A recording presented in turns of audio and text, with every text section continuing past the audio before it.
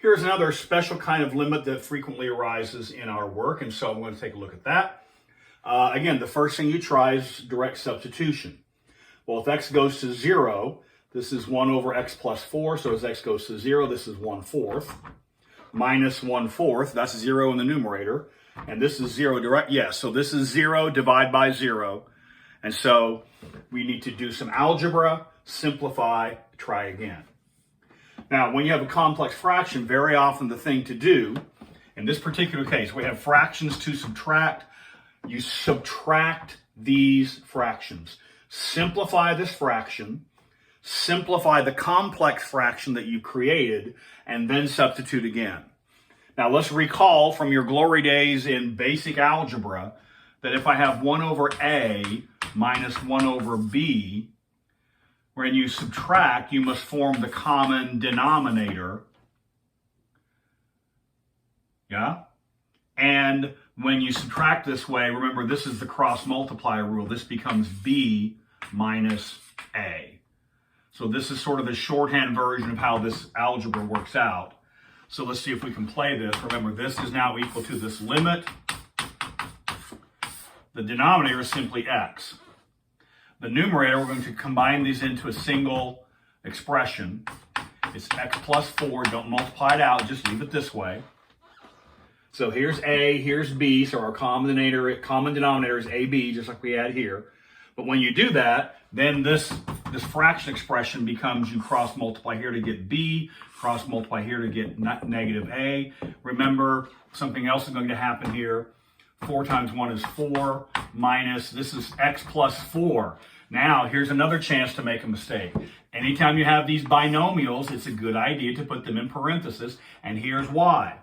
If you don't put this in parentheses, then the temptation is to write this, and this is an error. This is not correct. Because this, as a group, parenthesis needs to get distributed or multiplied. And so when you write this, this is now correct. Remembering that we need to distribute, this becomes negative x, this becomes minus 4. And so make sure that when you have binomials, the binomials are in parentheses. That will help keep you from dropping negative signs all over the place. So let's see what we have here. Let's simplify this expression here a little bit. So I have x in the denominator. The numerator I have, so this is a complex fraction I'm creating. X plus 4 times 4. And what do we have here? We have 4 minus x minus 4. So the 4's drop out, and the numerator we're left with negative x.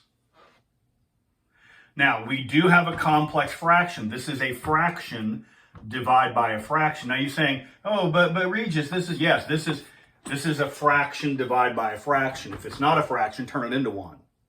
And we know how to simplify complex fractions. Let me get some more space over here. You simplify complex fractions, you multiply by the reciprocal. And so this limit, I'm not substituting 0 in yet. So this is still equal to the limit. Multiply by the reciprocal. So we have negative x here. We have x plus 4 times 4. Here we have 1 over x multiplied by the reciprocal. Simplify, and now we're going to be on the road because here the x's drop out, but the negative is still present. The x's drop out, but the negative is still present. So this is the limit as x goes to 0. I'm not substituting any zeros in yet. I'm just simplifying this expression. Negative 1, we have x plus 4 times 4. And now, at long last, do some algebra, simplify like there's no tomorrow, and now try again. Substitute 0 in for x. As soon as you substitute 0 in for x, that's when you stop writing this limit piece, this limit expression. So this limit is equal to this number. It's negative 1 over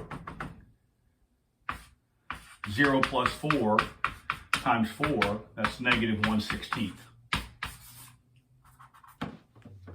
So, complex fraction. Add the fractions. Simplify the complex fraction by multiplying by reciprocal. Reduce and try again.